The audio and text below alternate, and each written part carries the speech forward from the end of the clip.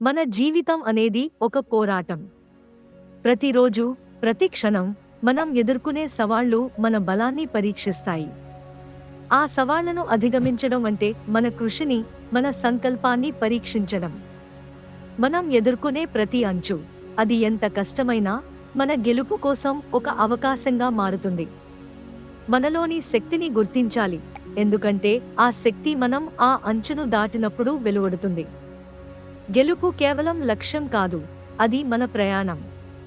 ప్రతి కష్టాన్ని ఒక పాఠంగా తీసుకుని మనం ముందుకు సాగాలి. మనం సాధించాలనుకునే ప్రతి లక్ష్యం మన కృషి, మన ధైర్యం మీద ఆధారపడి ఉంది.